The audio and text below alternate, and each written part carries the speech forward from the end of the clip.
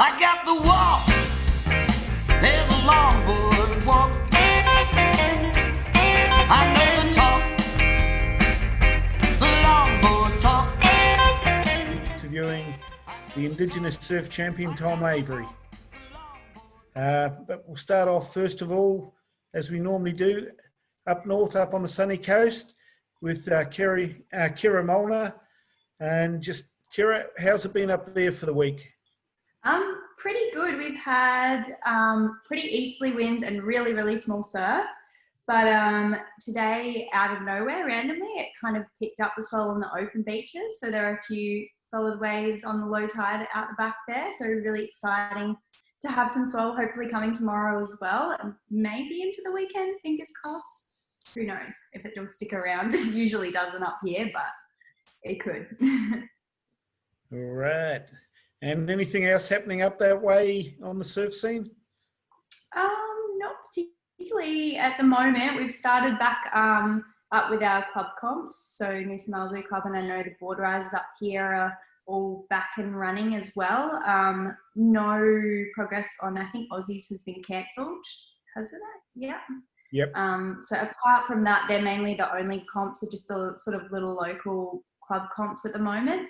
And waiting to hear what's going to happen in future still. Okay. All right. We'll skip past the Goldie at the moment, and it looks like we're skipping past Byron and even Sydney. We're going to have to go straight to Victoria. And Nathan, how's it down there, matey? Hey, Sean. Hey, guys. Yeah, it's been a bit of an interesting week of waves. It's been really small, and winds have been pretty crap. I tried to escape some of the small conditions and go down south last weekend down towards Joanna and Port Campbell, and got some fun little waves down there, but it's looking pretty good the next few days, getting a little bit bigger today into tomorrow, so 2 to 3 foot, and really warm weather. It's going to be like 27 and I think 28 tomorrow and Saturday, which is really good for Victoria. You guys will be used to it up north, but it's nice weather for Vico. Oh, no, we just get, sort of 17 overnight and 24 during the day. It's just magic here. Not too hot, not too cold. It's pretty good. Okay. Yeah, like I say, Weeksy's he's watching the show, but he won't be contributing too much. So here on the Gold Coast, we've had some perfectly flat days. The water is clear as, you can't believe how clear it's been. But yeah, there's been no real swell. We've had northerlies in the afternoon, and yeah, there's been tiny little sliders on the southern points, but nothing to get too excited about. What do we got coming up here on the Goldie? We got Fluoro Friday, which will be at Greenmount, and it will be on Saturday. So yeah, that's one of the things that happens with surfing. We don't always do things right on the right day or the right time, but not a problem. I did get a message from the guys that are running the Ben Bork Memorial Comp on the 7th of November. Entries are out. So if you look that up, it's Ben Bork, Bourke. And the money's raised from that go to the Black Dog Institute. So they have longboarding in it, and everybody's welcome. Okay, tonight's guest, like I said earlier, it's Tom Avery. Tom's been surfing the ASP, WSL events for a long time. He's a very well-known Indigenous surfer. He's won national titles and everything, and he's comfortable in surfing anything from little waves like what we've had earlier this week, right up to, he's been to Hawaii, he's surfed some monster waves over there. Doesn't worry him at all. But his claim to fame is he's an absolutely fantastic musician as well. He does a gig under the name of Black Boy. He's played at the Australian Longboard Open several times. He's just totally talented. Comes from his parents. They're both into the arts. His dad's a pretty well-known surfer, and what else do we have? He's part of the Bundjalung family from around the Byron Lismore area. Now he's living up at Benora Point with his family and everything, and just enjoying what Australia is all about and what the Gold Coast and northern New South Wales is about. So welcome to you, Tom. How you going, mate? Good, Sean. Thanks a lot for that intro, mate. Yeah, I'm well. I'm actually in Kingscliff, which is not far from Benora. Okay. And my Aboriginal heritage comes from my father's side, who's a Gamilaroi man, which is one of the big nations down in the middle of New South Wales, around the little town of Narrabri. And that's where my heritage, my First Nations heritage comes from this country. But as you say, I am a member of the Bundjalung family. If anyone doesn't know, the Bundjalung Nation runs from Bow Desert, just up in Queensland, through Tweed, through Fingal, through Byron, through Ballina, Evans Head, Lennox Head, down through Iluka, Yamba, to Grafton, and then out around Tabulum, out the back of Kyogle Casino, around the back of Wollumben, and then back around. One of the biggest Aboriginal nations in our country. It's got 13 or 14 different language groups. And yeah, sitting here now on Bundjalung country, I'm just going to acknowledge the elders past and present of this place. And underneath the moon here, just acknowledge that it's been 60,000 years that our people have taken care of this place, and we've kept this place sustainable. We've kept this place beautiful, and as Aboriginal and Torres Strait Islander people, we can be very proud of that. And as a whole family, like you said, Sean, as the Australian family, you know, all Australians can be proud of the culture and heritage that our people have pushed through for so many years. And it's all coming to the forefront now with those bushfires we had, and the way that our people used to take care of maintaining the land so that we didn't all get scolded like we did. So that's just one element of our beautiful people. And like I said, the knowledge and the history, it's all coming to a forefront now. And thank goodness for the internet, and you know, thank goodness for our governments. A lot of people would say the governments all around the world are doing things of the best interest, not of the people, more about the money. And you know, that doesn't stop us being able to sit here now, connect with Mother Nature, acknowledge what has been, and also sort of try and move into the future in the right way, and being on the right side of history as we move forward. But yeah, really important to do acknowledgements, really important as Australians and Aboriginal Torres Strait Islander people to acknowledge the places where we're from and the areas where we live. And that was something I was going to ask you all, if you know the nations that you're all living on. Kira, up your way in Noosa. I think are we the Gubby Gubby tribe? I think we have. I think that's right up that way. Yeah, that's true. Yeah, I did just I've give heard that a few times before. And I did give a shout out to Benny Thompson up there. Hopefully you're watching, bro. Do you get involved much with the mob up there, Kira? Not as much as I'd probably like to, actually. Yeah, I think I have met Benny before, briefly, but yeah. You'd probably remember him. Yeah, he's a beautiful specimen, and he's got beautiful tats and a beautiful wife and a beautiful little boy. That's Tamika and Iluka. So if you see those guys, give them a big hug. And what about like indigenous surfers out on the point? You see many crew around up that way? To be honest, not really. No, And it's funny because we were discussing it with like the Noosa World Surfing Reserve and that sort of thing, and like possibly paying tribute to, you know, the owners of the land and that sort of thing in that area. And that's one thing that came up. I haven't actually seen as many Indigenous surfers in the water up there, but it would be really nice to see more Indigenous people in the water as well, actually.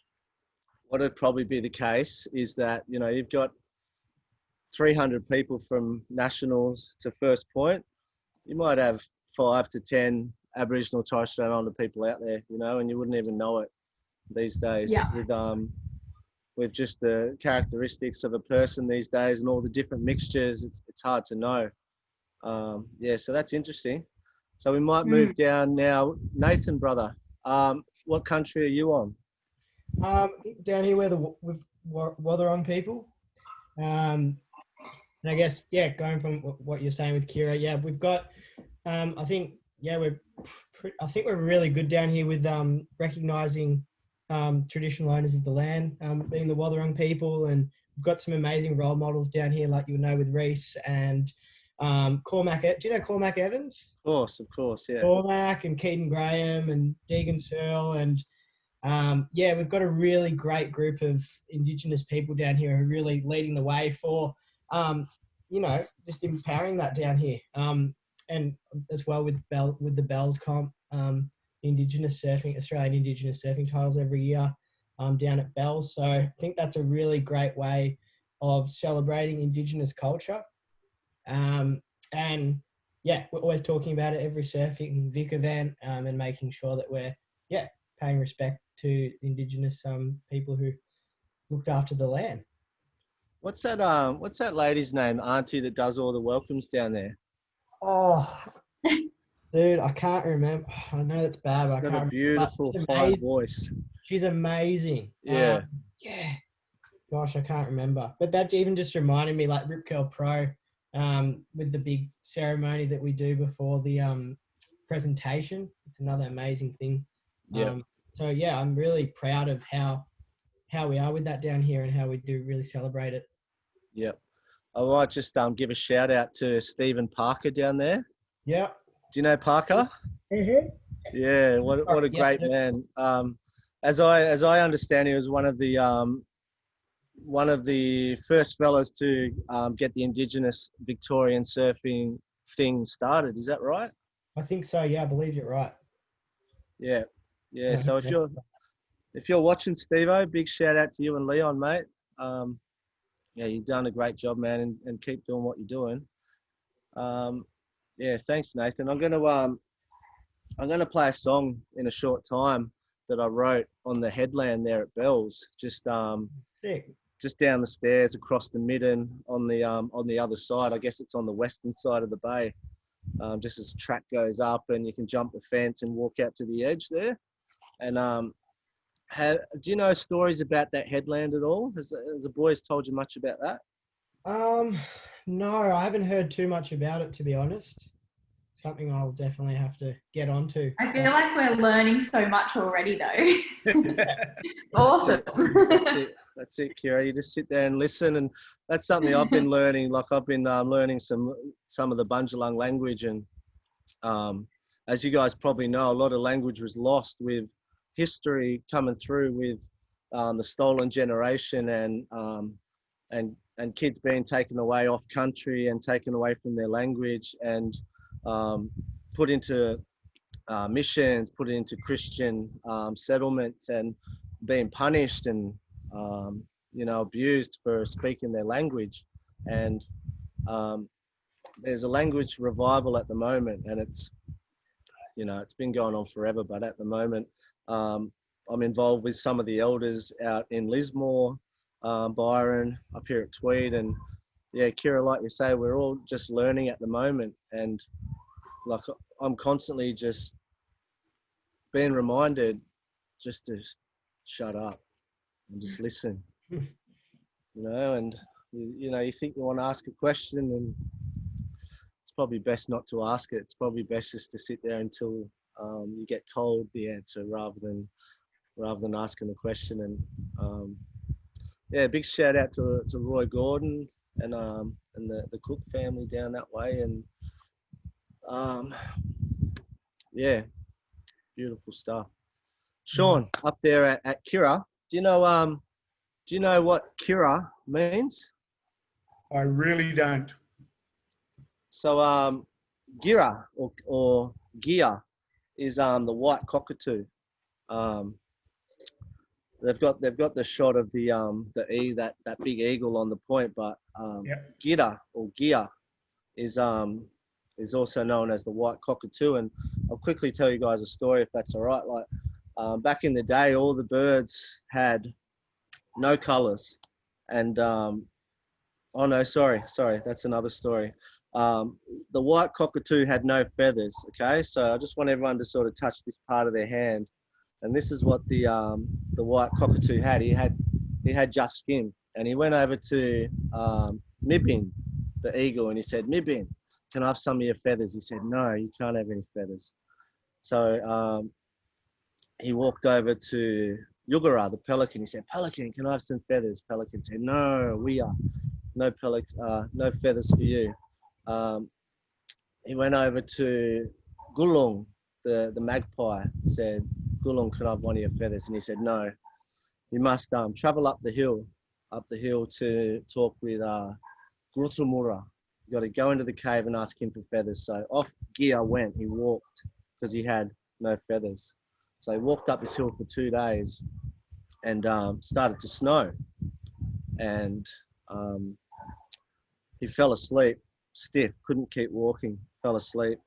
Woke up with the sunrise and could see the cave of Grutumura. So he kept going, and he reached the cave around sunset. He went inside and he said, "Grutumura, I've come here to ask for some feathers." And Grutumura said, "So you've traveled for 3 days?" He said, "Yes." You've come through the cold. You're freezing cold. You're covered in snow." He said, "Yes." So Grutumura breathed a big breath on him.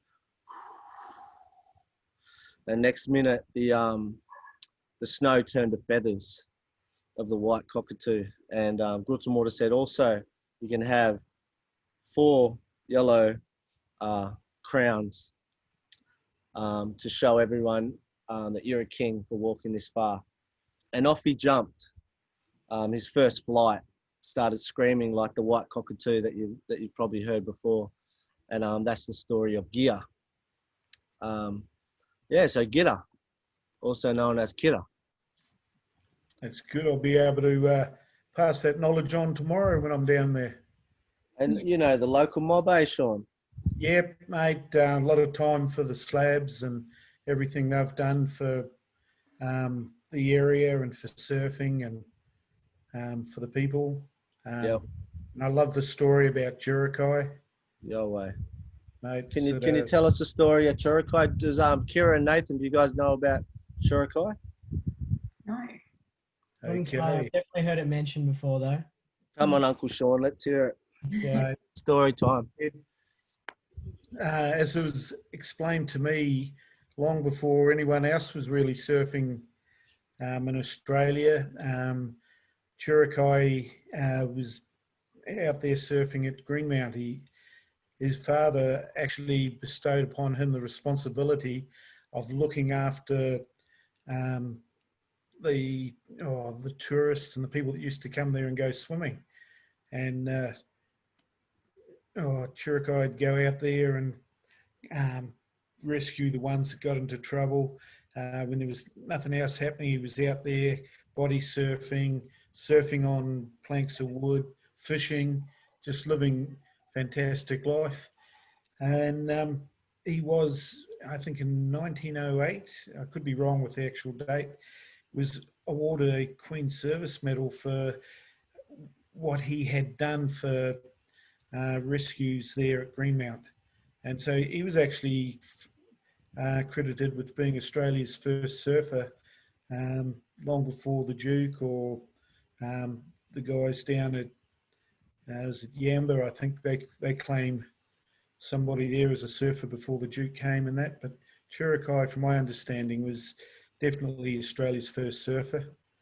And I also believe, even going further back, there were indigenous surfers 50,000, 60,000 years ago on the inland sea in Australia. They were catching bark, or fashioning boards out of bark and catching waves and standing up on them. So the relationship between the indigenous people of Australia and surfing is gone back a long, long time. Why don't you think that story of those first surfers, like the ones out in the desert there, and the one down Yamba before the Duke, why do you reckon those stories haven't come out, Sean? I believe the ones that were out in the middle of the desert, there has been books written, but there's been no actual, when I say proof, once again, it's just been stories that have been handed down. And of course, that doesn't always fit in with, sort of the things that we do get taught. The guys at Yamba, I'm not too sure. I think that they were European descendants that were surfing there. But the first one that I understand that was fully recognised as a surfer was Churakai. And like I say, he was awarded this medal for his services to rescuing people. And he was just living the life, the one we all dream of. Your father telling you, just go out there and go surfing and rescue anybody if they're in trouble. So I actually find that amazing because you're right. I haven't heard that story before, but I've heard about the Duke before. So, like, interesting that I don't know that, and I'm from Australia, but I know Hawaiian history. You know what I mean? Like, where did that get lost along the way?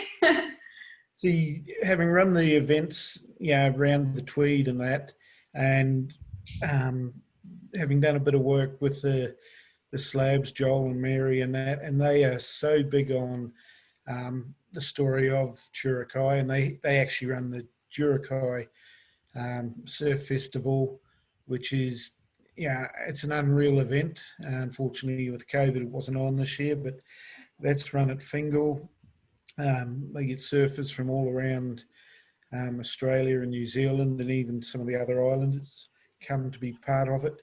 And they sit there and, they don't just go surfing, but they pass on the history to the younger ones as well.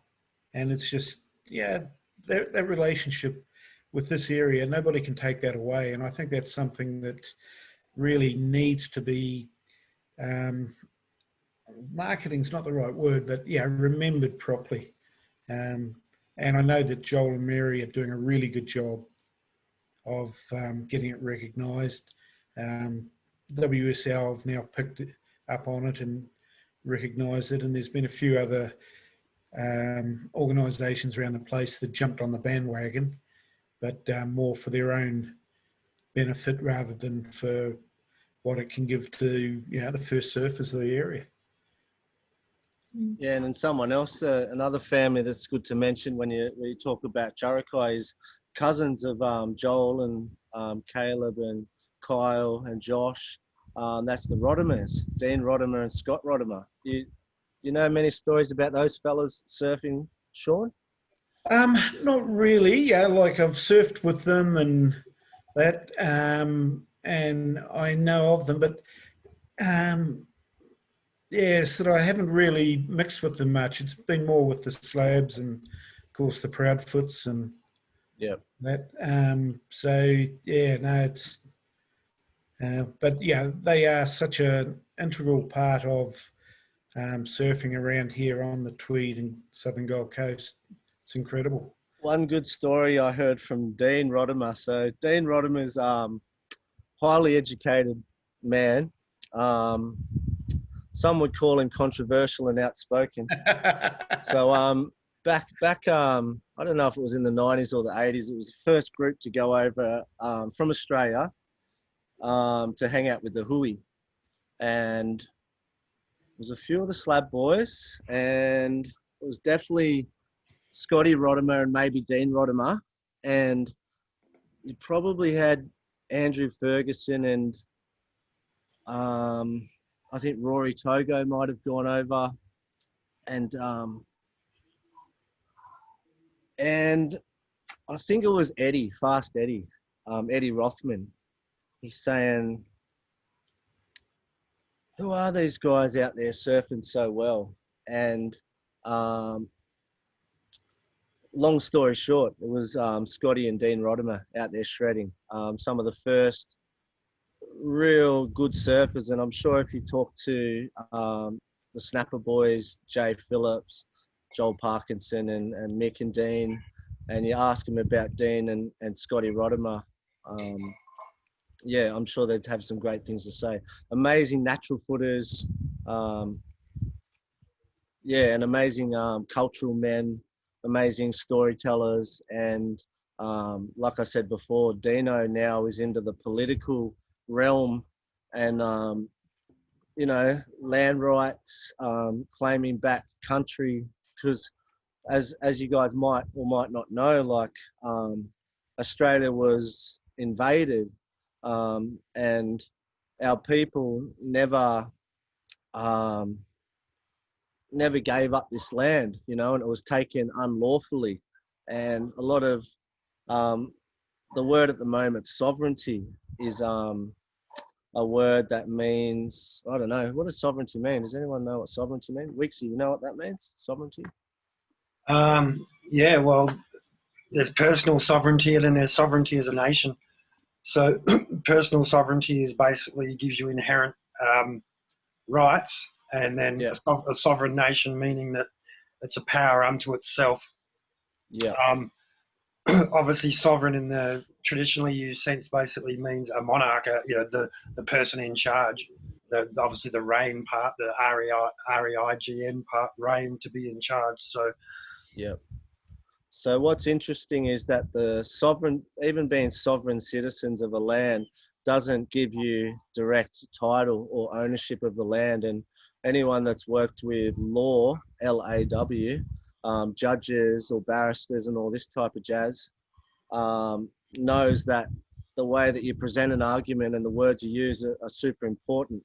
And one of the old fellas down in Canberra, Shane Mortimer, he was the first fella to win a case using allodial title, allodial, ALLODIAL. Yeah, so check that out, everyone, allodial title. Yeah, I'll leave it at that, allodial. So yeah, there's like, I forgot how we got onto that, but interesting that you know, our country was invaded, and it goes across the whole world. Like the whole world's been invaded, and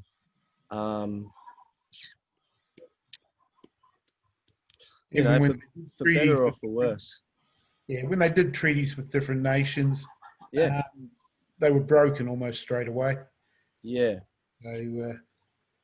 oh, look, I think the further you look into Australian history and the more you actually read accounts of people who were there at the time, it's absolutely horrific. And I mean, it really is a shameful part of our history. But in the same way as laws have been perverted and LAWs have been perverted for the sake of the people in power, I mean, that's happening right now to all of us. So I think anyone who can't at least partially sympathise with the idea of having the rug pulled out from you for writing on a piece of paper that really actually isn't legitimate. And actually, I think in the next couple of years' time, I do think that Australia's own sovereignty in and of itself, I mean, the justification for it, the basis of it, I think is, well, it's non-existent. Australia operates as a corporation down to a local level where each level of government's got an ABN and it's just a for-profit business. Obviously, this is a longboarding show, but I think that question, once people start to look into it, I think they're going to be a bit horrified to find out what's actually been done to what we call our rights, and I think that's going to help a lot of perhaps otherwise blind, spoilt people, maybe to help to sympathise with what's happened before. And I think even on a micro level, I think that's what COVID's kind of doing as well, as it's scratching a surface on a few people to let them realise that life's only a week or two away, and you know, live it now and be aware of what's going on around you. And since I'm now talking, and I do apologise to everyone. I wasn't going to come on the show tonight. I'm a bit worn down, and you can probably hear it in my voice. But you mentioned Scotty Rodimer a minute ago. I think we should actually give him a shout out for his art. Hey. Well, mate. So Yeah. Scotty actually painted the nose of, I had a Firewire Vanguard. I've still got it. Wow.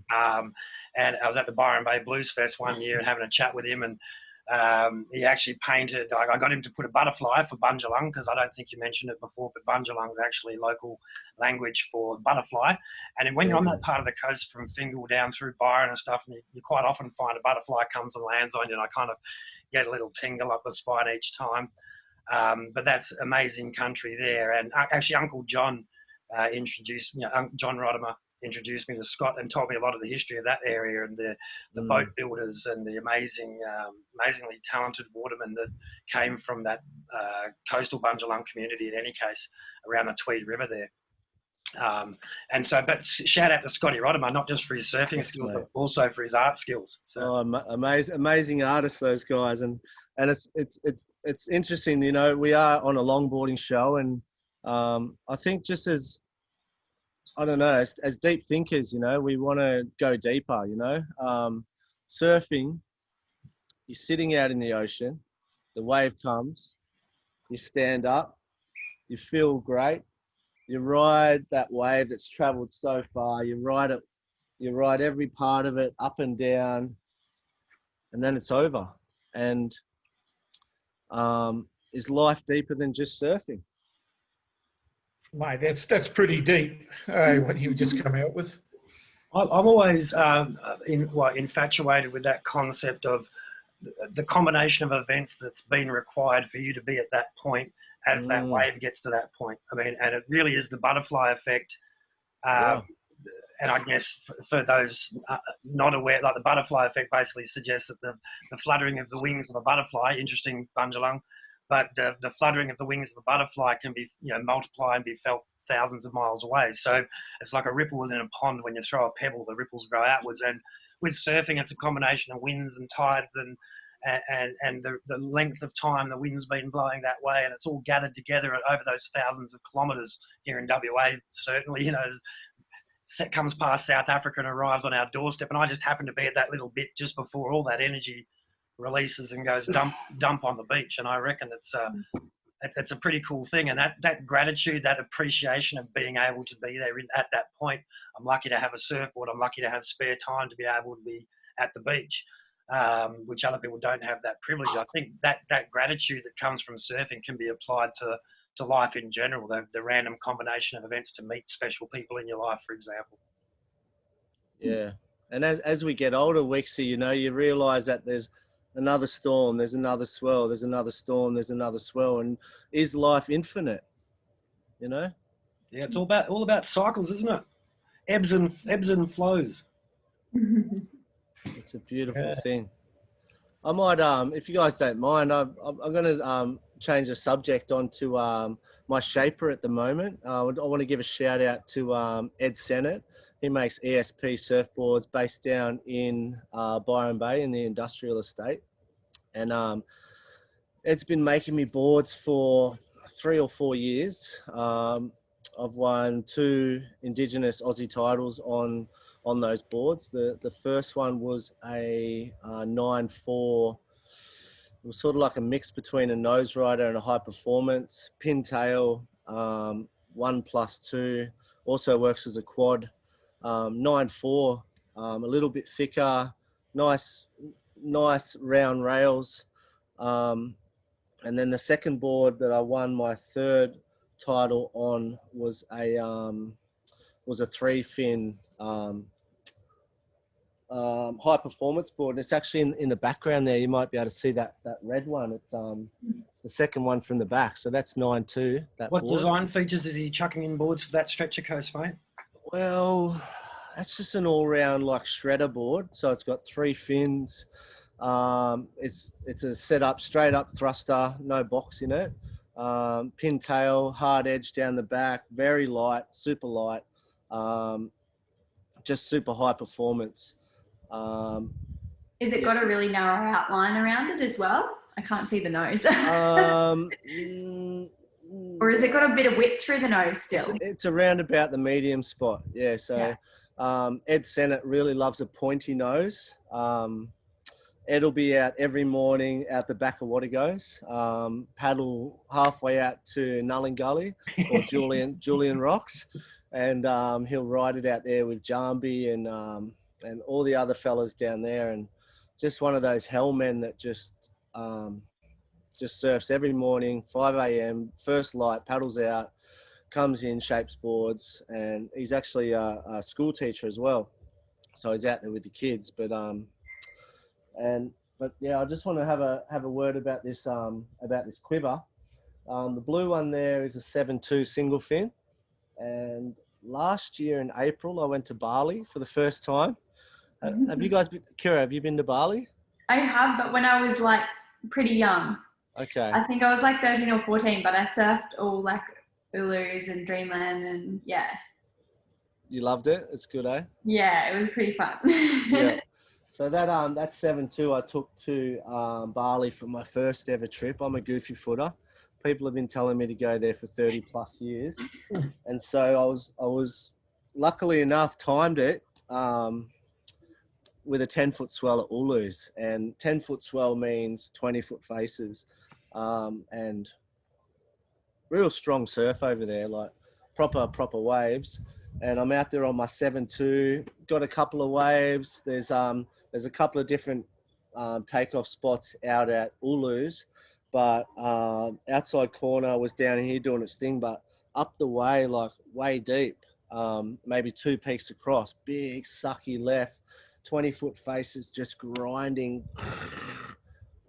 Unbelievable. 7.2 worked out there. But one other session that I want to mention that I went to Bali, I was going out at about 5 a.m. out to Padang, and it was the first time I ever surfed Padang, and paddled out, had my torch in my pocket, had my zip-up shorts with a bit of money in my pocket and my scooter key, paddled out in the dark just as the moon was setting.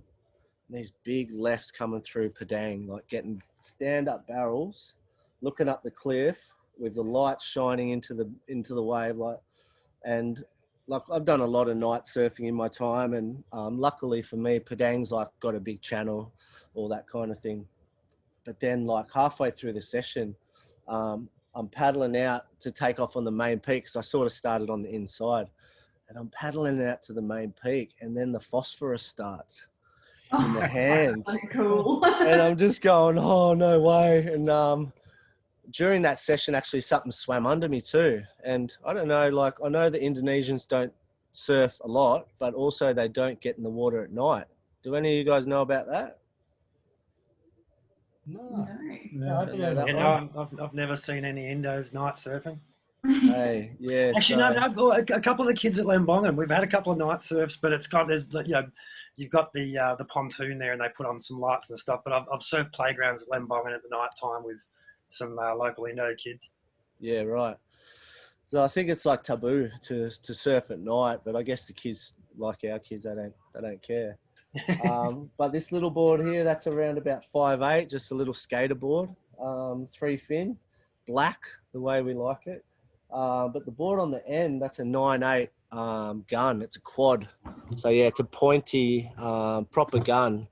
I think it may have been inspired by a brewer, a Hawaiian shaper, Dick Brewer, I'm pretty sure.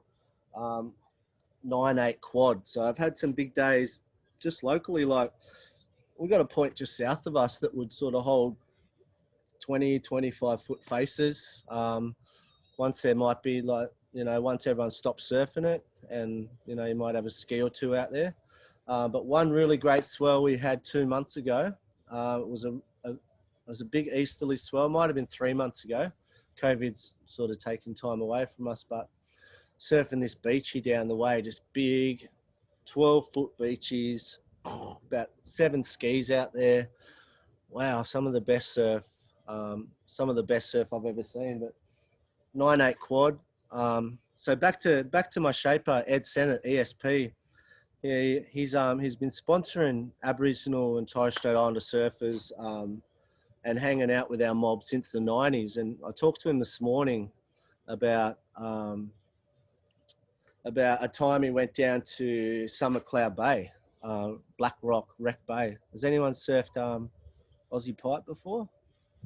No, not yet. No, definitely So it's- won't. Hey, Wixie, it's sort of like seconds, but heaps better.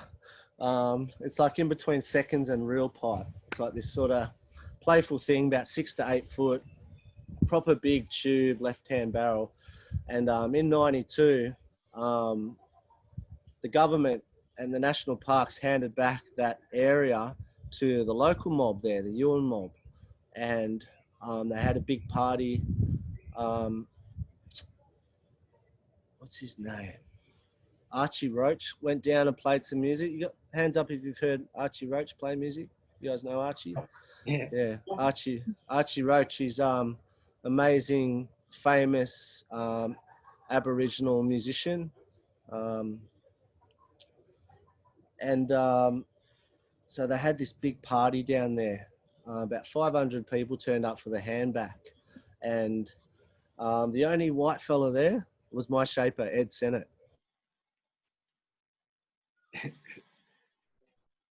It's a bit of a chant.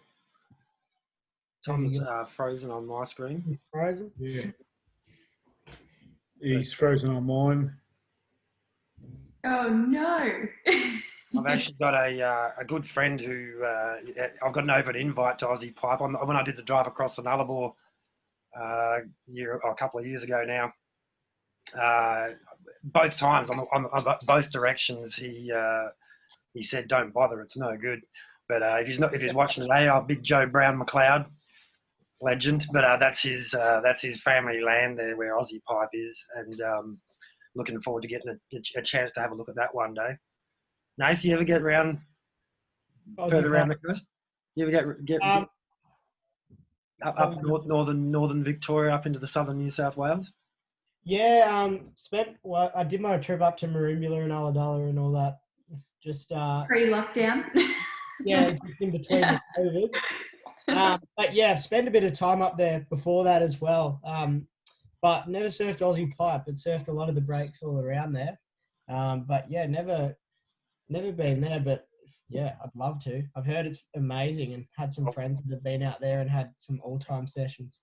He put up a post on Facey not a while back saying, yes, Aussie Pipe's my front yard. All I ever see out there is 50 bodyboarders. It's like when they see Big Uncle Joe coming, because he's a decent-sized lad.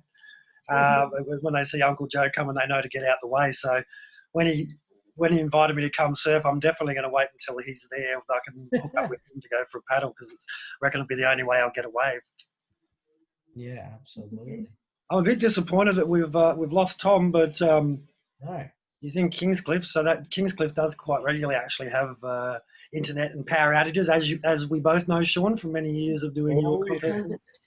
They keep telling me that it's all been rectified, but yeah, you never know whether you're going to have an upload speed of 50 megabytes or 2 megabytes.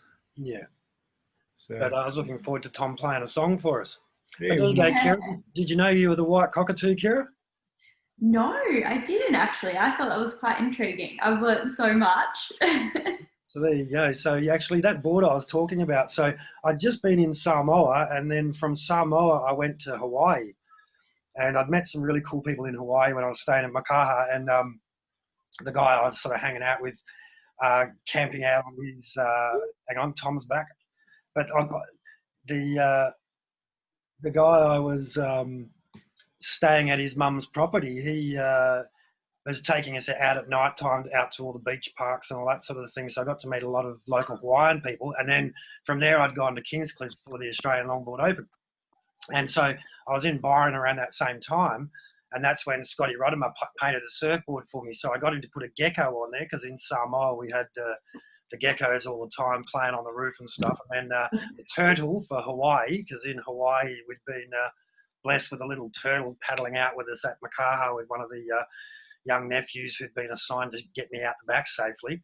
And then, of course, I arrived at Fingal. I'd been surfing at Fingal and really connected with the local people there through Uncle John Rodimer and Scotty and a few of the other crew up at the headland there at Fingal. So I got him to put the butterfly on there as well. So I had the gecko, the butterfly, and the turtle, but all with the dot art. And no, it's quite a special thing. I'll never get rid of that board. Good to have you back, Tom. Sorry we lost you. I've just been dribbling to cover up, mate. All good, mate. I don't know what happened. The MacBook Pro's been playing up. You know how it is. Oh, mate, my battery doesn't last more than a couple of hours these days. I need to get another battery for it. It's getting old. Can you hear me all right out there? Yeah, man, perfect. We're just right, saying. yeah, so Ed, I'm just going to take back up that story. So Ed Sennett, my shaper, has been telling me the story, and he goes, mate, 5 days of epic surf. And then we even saw the white dolphin, and the eagle was flying around us for the whole week. And yeah, so that's the end of the story. But if you guys are in Byron Bay, check out ESP, Ed Sennett, amazing fella, amazing surfer, great shaper, good musician, and a really good guy. And Shawnee, his missus is actually from up north there, over Aotearoa on the east coast, just opposite Auckland. Reckons there's heaps of left-handers up there. Do you know that spot? The east coast of, you're North talking Island. the Coromandel. Is it the Coromandel? That sounds like it. Yeah, so that'll be Whangamata, Whitianga, Saltwater Beach, all those places. Good spot, Because you've got roots over there as well. I do, mate. My mum is a Māori woman, Jennifer My Avery. mum's watching, actually. She commented before and said hi. Just before, like right now. Yeah, like at the beginning. Hey, Mum. Yeah, she's the bomb, eh? She's from Taranaki, which is sort of on the west coast of the North Island. There's a sort of like a little hook like this, and you get all this this area up this way. It's called the Surf Coast, Yeah, and heaps of good waves. Good waves, yeah. 60 kilometres of point breaks. 60 kilometres of point breaks. I ended eh? up becoming pretty good friends with Paige Harrod, who was on the Women's World Shortboard Tour there for quite a while, Taranaki girl. And she was True. saying it's one of the few places where you can go surfing in the morning and skiing in the afternoon. Yeah. You get the snow right. Yeah, I visited NZ a few years ago, and I was surfing at Opunaki, and it was sort of like Waikiki, like pretty straight, pretty slow, pretty small. And you look up, and like you say, Weeksy, there was the snow-capped mountain right there. Yeah, it was wicked. Hey, I've just got a message right here. So I've been can you guys still hear me? Yep. Yeah. All right, wicked. I've been putting out the call to all my crew, and I'm saying, look, I'm on the Oz Longboarding show tonight. What do you want me to say? You know, what do you want me to ask? And that's something we do as a culture, as a people. We talk through the circle, you know, and that's what we do. So he's just written here now. He said, sorry, just saw this one. This is Reese Collins, by the way, Nathan. Oh, sick. Yeah, Reese is a Victorian legend. He's written, promote the love for the ocean and the people that make surfing fun. Love how longboarding allows people to connect, stay healthy, and share positive energy. Longboarding particularly allows us all to get the best out of every day in the water. Beautiful. Well said. He's on the money, and yeah, just from what he said, reminds me of one of the first guys that I ever met. I met you through him, and of course that's big Mick Cottier. Hey, Mick. Right, and he spreads that message of love and having a good time. Yeah, he's always been a beautiful human, Mick. And if you guys don't know Mick, but I know you guys all do, you know, he's always got those signs on his car, and you know, there's a lot of characters like that around Australia and around the world where they put signs on their cars, you know, and it's like we all sit here and we just watch Trump and that other dude, and we hear about that president of ours, Scott Morrison, going to like use our money to promote coal. And someone like Mick will write it about it. He'll talk about it. You know, what are you guys doing about it? what am I doing about it? Who knows? But Mick Cottier has got a sign on his car all about it. So, yeah, big shout out to Mick. We did a lot of surfing back in the day with Mick and down in Ulladulla. And Ulladulla's a beautiful spot. Who's hands up if you've been to Ulladulla? Oh, yeah. Of course, you got BK down there as well. Yeah, BK, Brian Kelway. I think he's still down there. Yeah, when you guys sponsored, Mick Cottier loves to tell a story back in '98, 22 years ago. You must have been a young fella back then, but you shared the first ride on his 13-footer, and apparently you were standing up tall by the nose while he was halfway to his knees getting barreled. Is that right? Yeah, mate. Yeah, surfing at a spot called Golf Course Reef. Pretty fat left-hander, but some days it tubes like nothing else. One good story about golf course, like I'd been surfing Weeksy. I went up to the Bluff, and we stayed at the Bluff for 2 weeks, and we got the Bluff good. We surfed Tombs, Tombstones, surfed all them spots. And if anyone surfed up in the desert, northwest West Oz, you know that it's just like the Bluff's like 10-second pits. Tombstones, or Nalu as they say, you take off, heaps sketchy, late drop, you go as deep as you can, and your bottom turn, and there's this chunk of reef. It's like a mushroom, and there's 3 of them down the line. Pull into that one, come out, pull into that one, come out, pull into that one. So I just got back from northern Western Australia, and I went out to Golf Course Reef, Ulladulla, and I got this pit that was on par with the Bluff. Yeah, so big shout out to everyone down there in Ulladulla.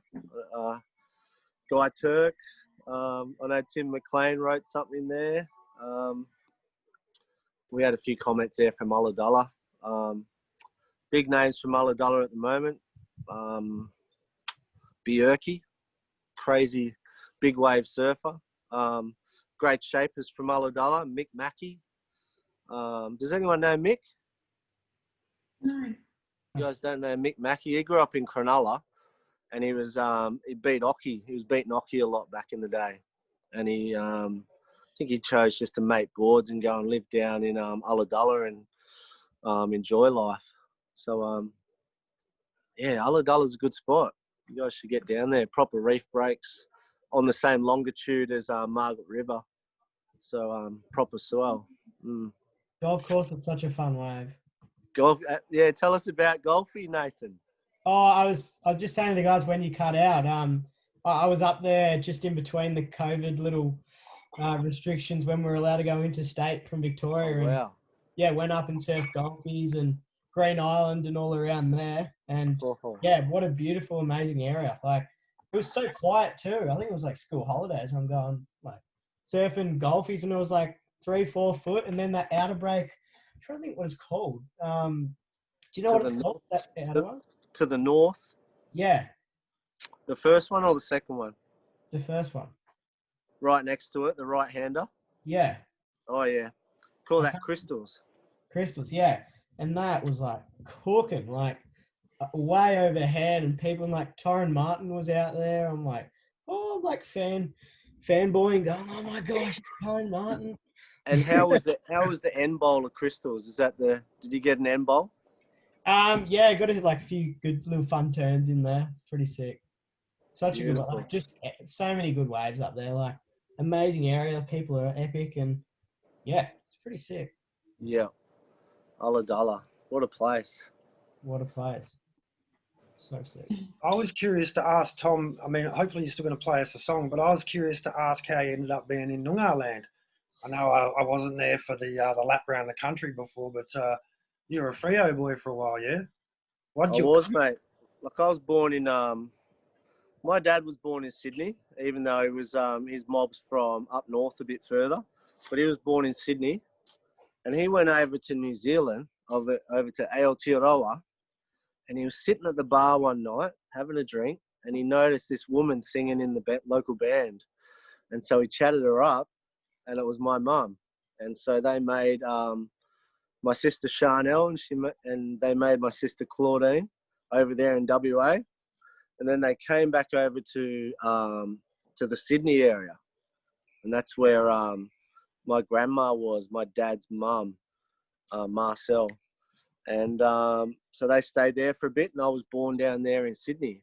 And then before too long, Dad took us over to Perth, and we drove the Nullarbor with 3 screaming kids, all young as, and he went to work on the oil rigs over there. But funnily enough, because he was a scuba diver working on the oil rigs, but when he got there, the job had fallen through. He drove all the way over the Nullarbor and there was no job. And instead of turning around and going back to the East Coast, he stayed there, and he regretted it for a long time. He told us all the time. And so we grew up in Fremantle.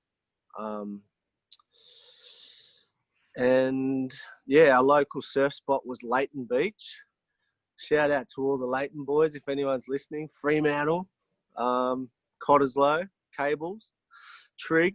And then we might get down to Mandurah, down to Singo's, and up to Lancelin.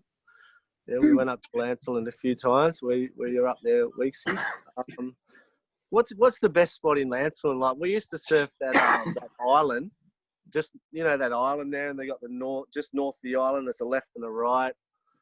Yeah, so there's Eddie's, so Edward Island, and that you can paddle that from the beach. But then you've got Lancelin Island to the north of town, and there's stories about there being a wave behind that, but I don't believe them to be true.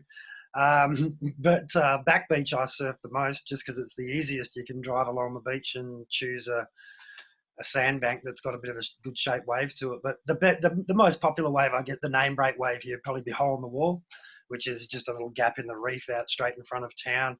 It's literally the hole in the wall of reef where the lobster boats go out through. And so that's pretty good fun right-hander. But you go out in a dinghy, park the boat, and surf out there. Yeah, so there's some good waves over there. And so I grew up in Perth, did all my primary school time, high school time, and moved back to Ulladulla like when I was 18. But while we're talking about WA, I want to give a shout out to Marco Neal, one of our family friends, and he's like a stand-up paddler, and he's been writing me today because, like I said, I was contacting some of the crew today, and he's asked lots of people longboarding, young people, kids and ladies, is there a push to get more longboarding contests going? Shawnee? Mate, I work on it full time trying to get it going.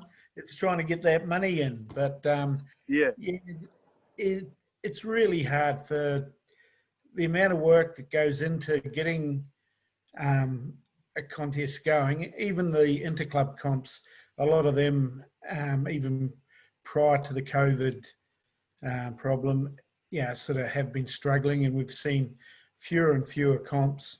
And it's sad to an extent. But having said that, from where I am, we've got some developing news. I can't say too much yet, but I think we're going to see some new events pop up. We're going to see some old ones disappear, but we'll see some new ones popping up. One of my favourite events that I saw was that one they had at Porto, that bow one. Do you remember that one back in, I don't know, it might have been back in the 90s or so, but they had it might have been Oxbow longboarding contest at Mexico, Porto Escondido. Oh, okay. Yeah. Oh, that would was a beauty. Oh. You remember that one, Kira? I've been to Porto, but not to that. I didn't know there was a contest there. I've surfed Porto, but on a shortboard. Yeah, right. Yeah. That was the year before the world titles were at Makaha, I think. Oh, yeah. Yeah, they were fitting those big boards into those big barrels, that's for sure. It's a heavy wave even when it's small. What was your trip like, Kira? It was good. I actually surfed right down the coast a bit further because there was a big swell that hit. So we surfed from like Salina Cruz, Chippewa, Barra, Mahone, heaps of places all down the coast, and then went back up the coast kind of to check out Porto, but the swell had dropped a little bit and ended up surfing out there as well, and Zicatella, and yeah, it was amazing. It's like such a cool place. Like you feel like you could go anywhere and you're in the middle of nowhere, and the people there are really cool, and yeah, there's waves everywhere. What was your best session? Probably Chipewa, I reckon.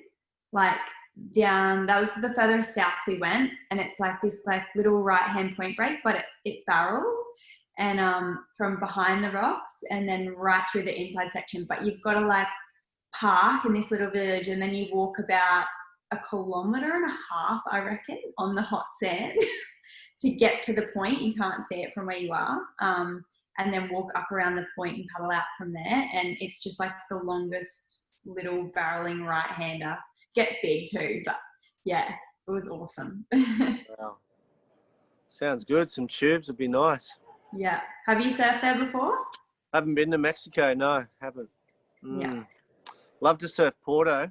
Looks like a heavy wave though when it gets over 8-10 foot. Yeah. Yeah. Definitely. I'll make this my last little interjection because I'm about to disappear into the dark. I didn't bring a light or anything. I wasn't expecting to be on camera today. The sun's actually starting to go down here in WA. But Tom, I think is it Auntie Jenny? So I've got a couple. I'm just looking on the Facebook feed. And Tommy, tell everyone about your board surfing movie from Victoria to northern New South Wales. Auntie Jenny who? Does she say? Is that my mum? It says Jenny Avery. Oh, is that mum, is it? My mum's Jenny Avery, yeah, right. Oh, Did she Jenny say Avery. that video that we did from Bells up the coast? So is that available on YouTube or what? Probably not. It was back in the day. Trax has put out a thing, get 2 surfers and 1 filmmaker and make something. And if you do well, we'll pay for you to go from Bells to Burleigh.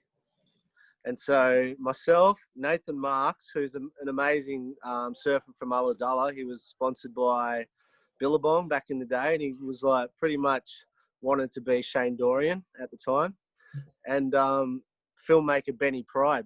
And so we got a spot alongside Barley Strickland and some other 2 surfers. Do you guys know Barley?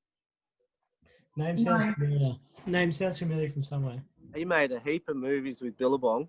Yeah, he's an amazing filmmaker. So yeah, we did that trip, and Barley won basically. But my best wave was this right-hander at Phillip Island. Sick. Yeah, it's normally a left, but 2 vert Rios. Yeah, so that was good. Hey, Mum, shout out to you, Mum. I'm going to play a song now. All right. This song I'm going to send out to my beautiful mum, who I love so dearly.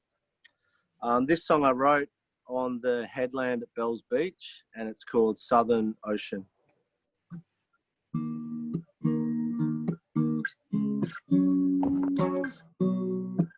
Can you hear that guitar? Yes. Perfect.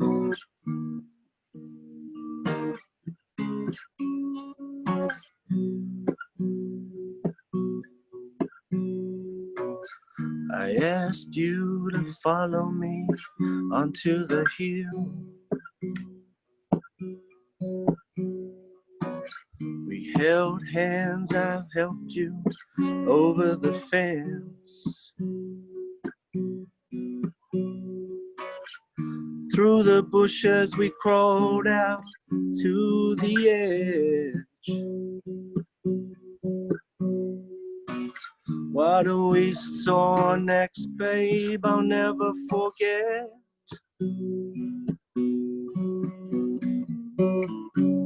The ocean, the Southern Ocean, waves breaking into the cliff. The eagles circling overhead.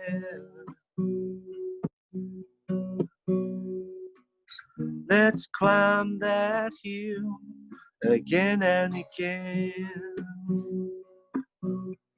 the Southern Ocean.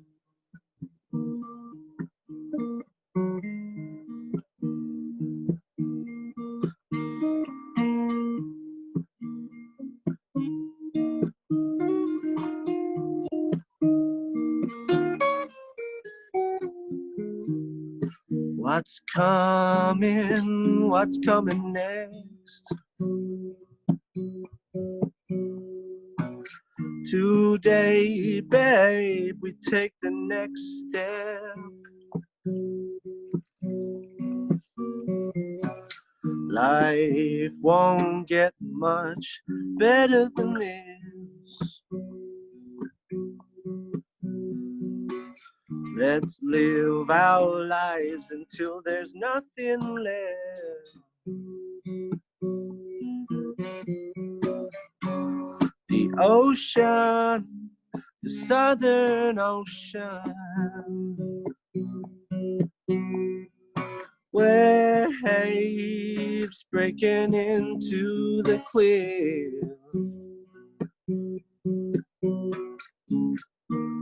The eagles circling overhead. Let's climb that hill again and again. The Southern Ocean, ooh, the Southern Ocean. The Southern Ocean, yeah, the Southern Ocean. The Southern Ocean, yeah, the Southern Ocean. The Southern Ocean, ooh, the Southern Ocean. Ooh, yeah.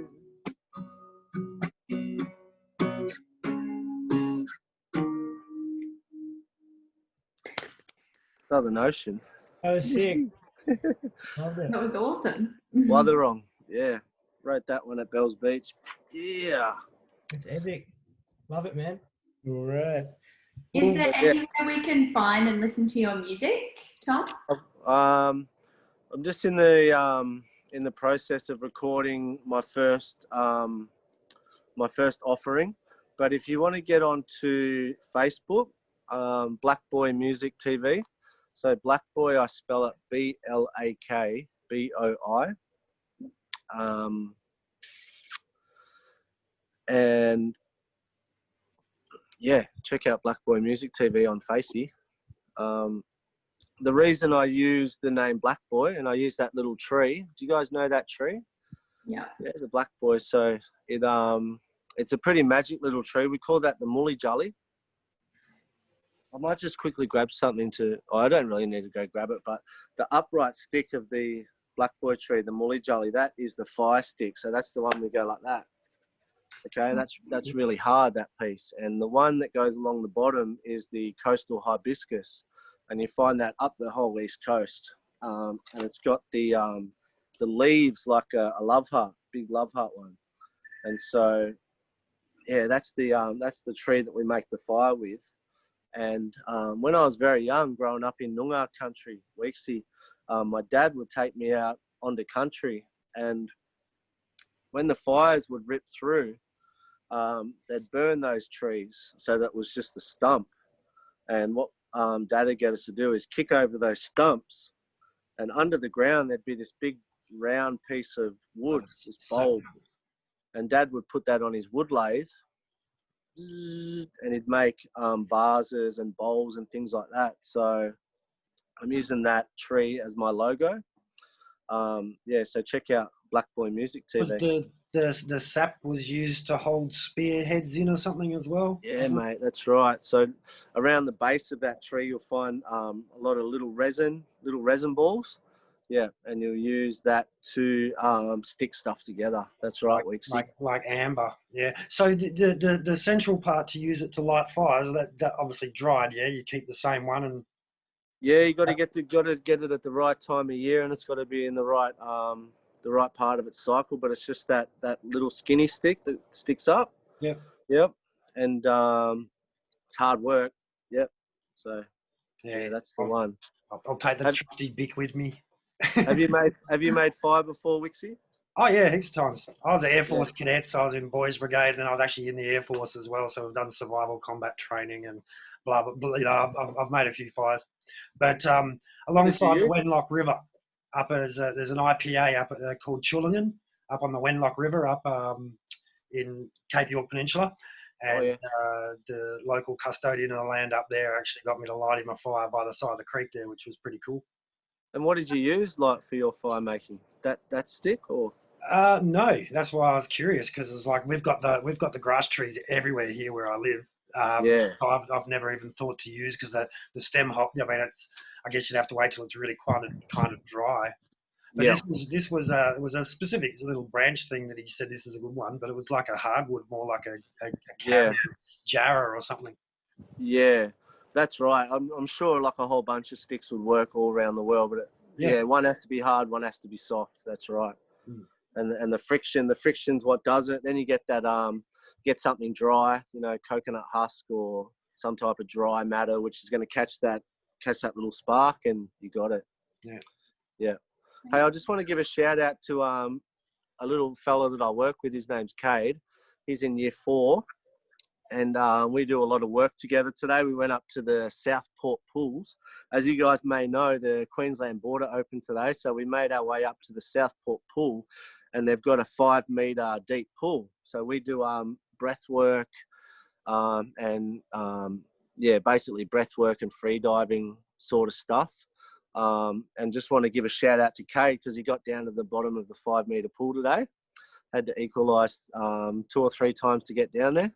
So big shout out to you, Cade, if you're listening, mate. Well done. And we had a question from Cade and his brother Ty.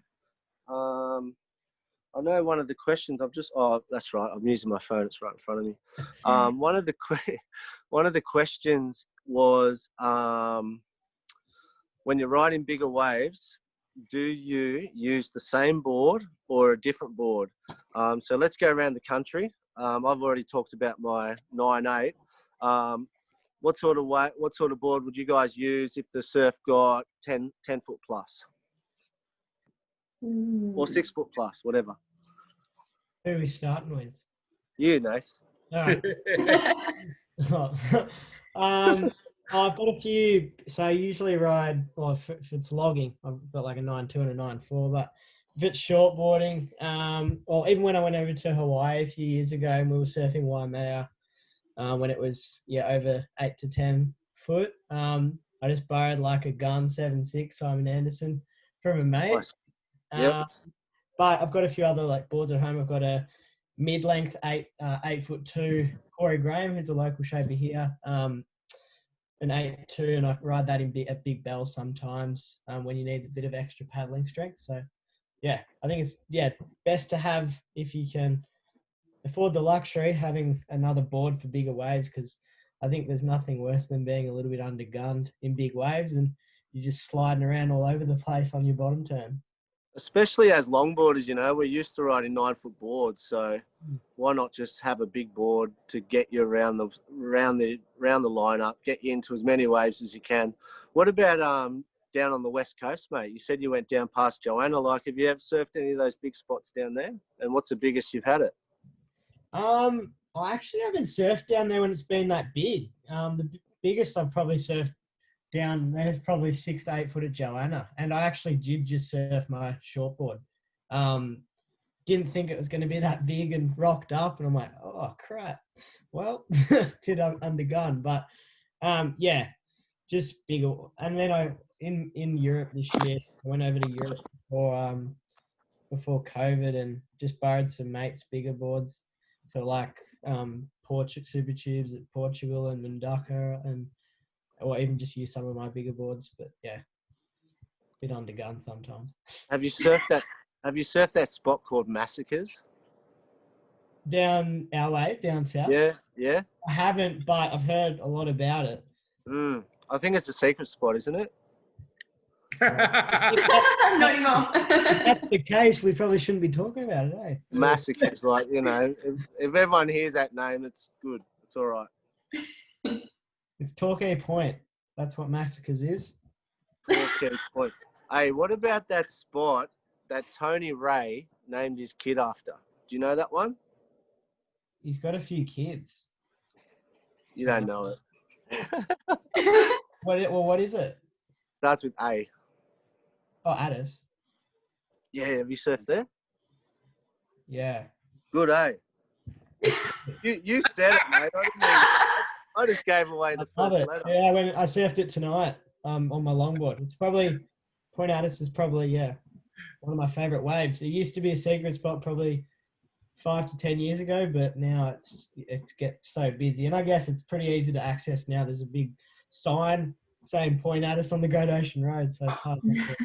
But yeah, amazing longboard wave. And the sand's been sick there the last three to 5 years, but before then there was a lot of water in there and not much sand, so it's sick. But I'm glad you've surfed it too, Tom, because it's pretty epic. Good wave, good wave. What about you, Kira? What are you riding when it gets big? I guess I'm kind of like Nathan, like living in Noosa, it's not always that big. So I've got like a 5'9" shortboard that I usually ride in most bigger conditions on the open beaches and that. And then depending on whether I want to take the longboard out, like a high performance kind of board, shaped by Classic Mal from Peter. So yeah, I guess it just depends on the type of wave. Although in that photo there, I probably shouldn't have been riding that longboard because I snapped it. But yeah, a 5'9" shortboard or a high performance longboard. Wow. Yeah. Did you snap it on that actual wave? The wave after that. Oh, yeah. Yeah. Epic. What about you, Wix? Are you still charging, mate, or are you not? Nah, mate, I'm losing my charging skills.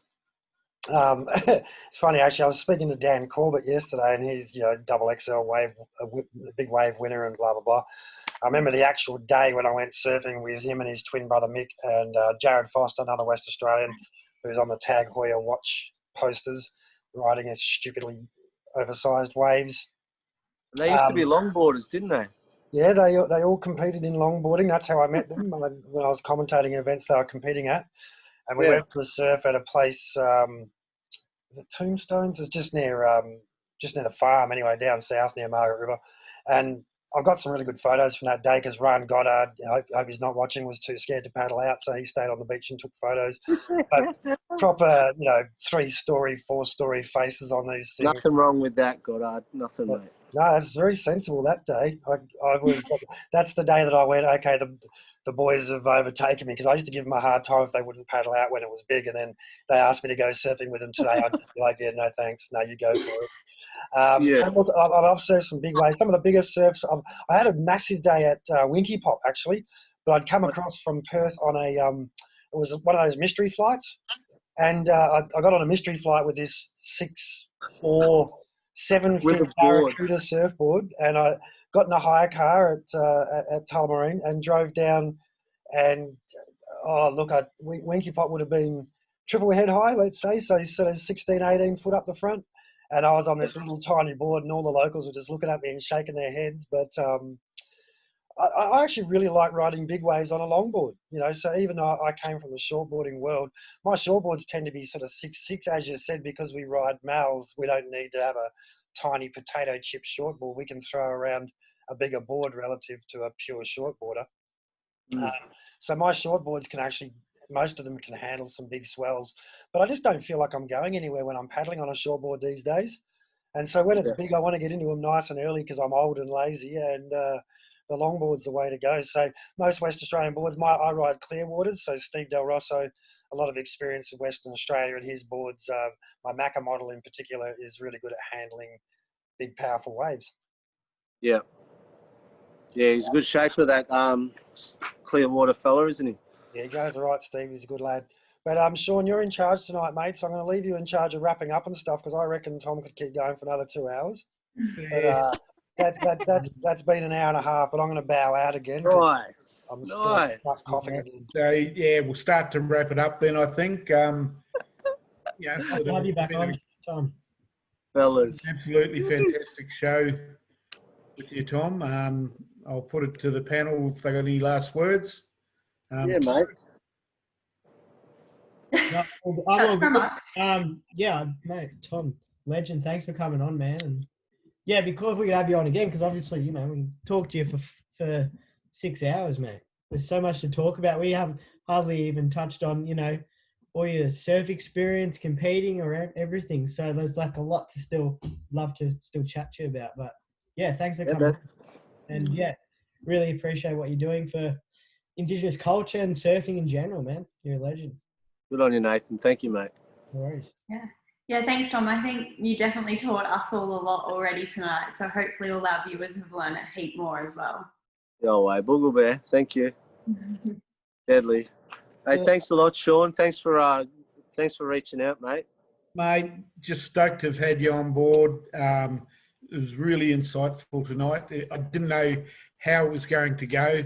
I've known you a long time, and I love your music, and I love your surfing and that. And I thought we'd be talking more about that rather than the Indigenous. But you took control, and I think we all appreciated that because we've all learnt something tonight. We'd love to have you back on again sooner rather than later. And mate, now that you're just living down at Kingy, I'll have to make a trek down that way. I haven't been heading south since lockdown. I don't think I've been even to Chindera since then. Yeah. Right. Yep. Anytime. Hey, all the best to you and your family.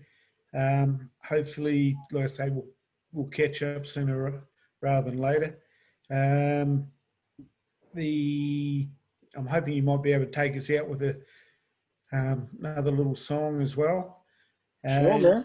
And for next week, our special guest will be one Miss Jodie Barsby.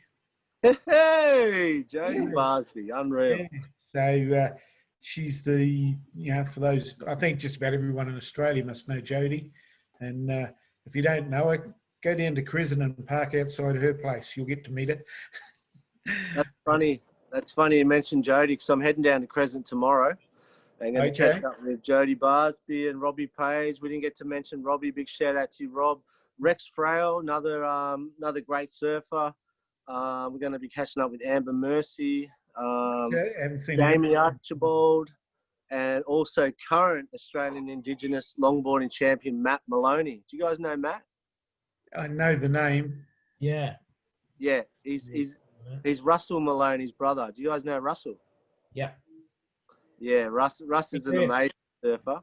But yeah, Jodie Barsby next week. I'll be tuning in. Before I take us out with a song, I've got a couple of questions. We've got the Oz Longboard quiz to finish off with. only a couple of short questions here because I didn't start writing it till very late in the day. But Oz Longboarding podcast quiz, question 1. Which brand of longboard has seen the most Kira barrels? Wayne Dean. Yeah, I'd say WD. Bloody oath. Good stuff. I'm just going to make up questions as I go. Number 2. Are we supposed to be buzzing in with our name or something, or making an ant noise? Or... No, once you say something, your picture comes up. So, question number 2. Which brand of longboards is seen majority of the time in Victoria? Wait, what was that? It buzzed out for me a little bit. What did you say? That's Which shapes do you see most of in Vico longboards? There's a lot of Pale Horse Surfboards, who's a local shaper, Matty Shea. There's been a lot of him and Jack Delrini, who's a young shaper who lives. What about Chisholm? Chizo, South Coast. There's a bit of South Coast as well. Corey Graham. There's a lot of guys I reckon who are probably on equal pegging, and Gash as well. Greg Brown. There's plenty. There's so many actually. I wouldn't even know how to decipher this. Everyone's writing all sorts. Quick question. Nathan, you're correct. Okay. Question number 3. In Western Australia, which surfboard had the first 7 fin surfboards? Wixie, you mentioned them before. Barracuda. And they also had curved channels. They were on Essex Street in Fremantle, and I was the store manager.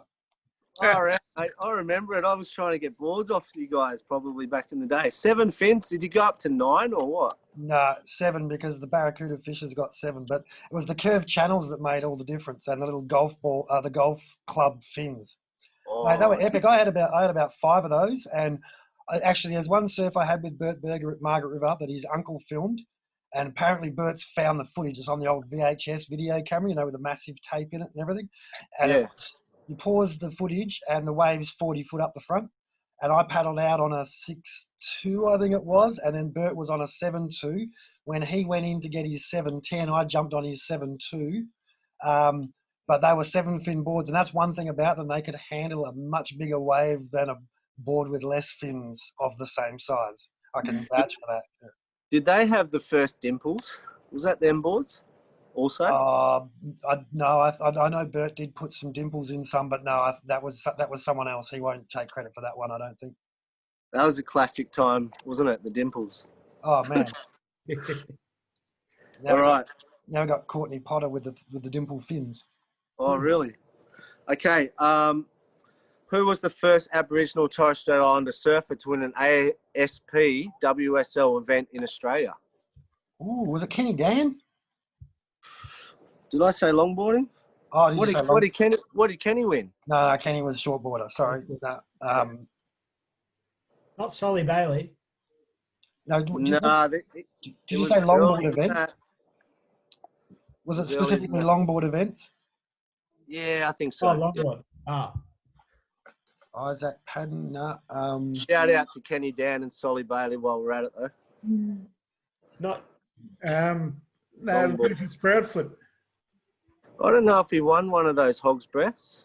I think that was you know who it was? I think Port Macquarie, Jody Barsby and Tom Avery. And it was the same year that they had the Oxbow world title at somewhere near Port Macquarie. Okay, down at 1 mile. Is it at 1 mile? And McPhillips won it. Yeah. Colin. Yeah, down at Nelson Bay there. Mm. You wouldn't have known it was on. They did no real promo for it or anything. Yeah. Well, I just come off winning that comp, probably because there was no pros in it. It was just me. And I couldn't even get into the Oxbow. I tried my hardest, but it was a good event to watch those guys writing that right-hander. Colin and Joel and all the boys were just doing it right. All right, last question, guys. Is this surfer a black fella? Nat Young.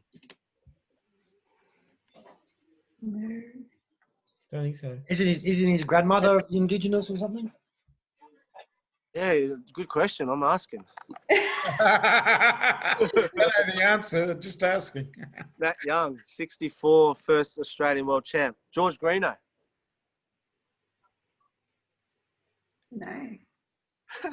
Kira, you know, eh? He's American. I'm not sure.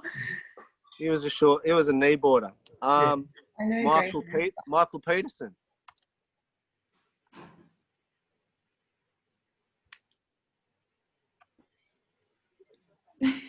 I'm lost. What? Was he a black fella, Michael Peterson?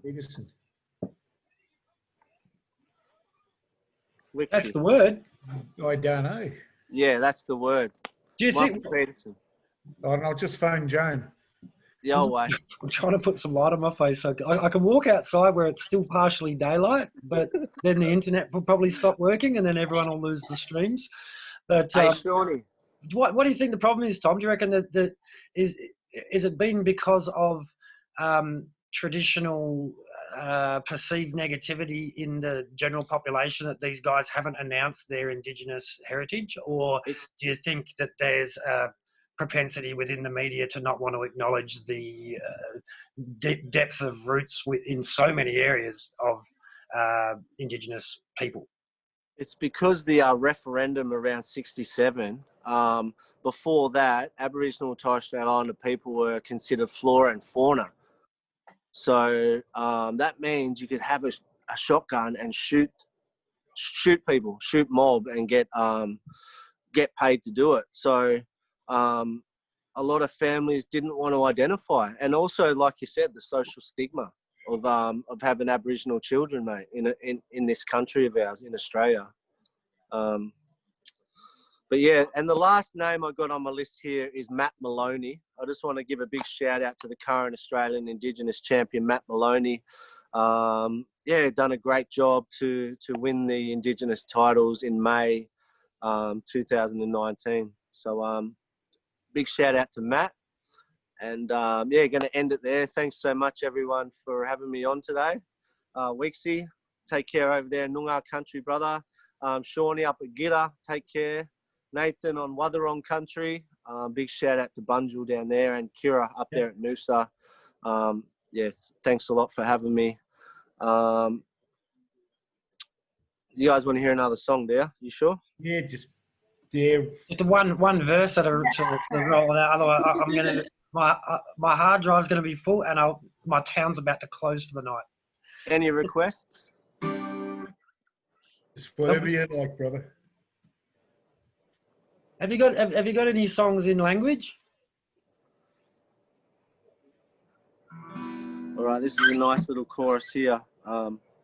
This word means thank you, Bugulbear. So, Bugulbear, thank you for having me here today. Bunjalang Jogun, Bugawena Wijabayan, Nyabanyeri Waraba, Ganama Bunjalang Jogun. Bugulbear, thank you. Bugulbear, Bugulbear, Bugulbear, Bugulbear. Oh, I'm going to play this song while it just comes out. This is from Noongar country. Driving through the city, it's a beautiful day. Hollywood vibes as I'm driving away. Life's good, oh yeah, for sure. I'm cruising, Mazda spinning tires. Oh, I'm speeding, G-man, now I know about the codes. You're beating, oh what a feeling. Magic music fingers, can you feel it? It's like magic in my wings, man, it's a good feeling. It's just like back in the day, West Coast spirit, black swan flowing, brownies, rope riding, sea breeze north to a brollis. Last night was ruckus, beers flowing, gin and tonic in the shed, man. Buckets of the West Oz chronic. Nah, not me, I'm clean. Same clothes for a week, one backpack's all I need. Yes, that and my West Coast family, and my sister Shana especially, yeah. Heading to Perth, West Coast with the mostest, lifelong friends, the best hosts, yeah. Sunshine, it's like I never left. The Noongar country's one of the best. I only visit once a year, it's not enough, and leaving my family's always tough. I know they'll be there when the time's right. I won't need to try and watch a sunset on the other side. We watch a sunset on the other side. We watch a sunset on the other side. We watch a sunset on the other side. We watch a sunset. Bugulbear, everyone. Thanks a lot. Thanks, mate. No way. Thanks, Tom. See you guys. I never talk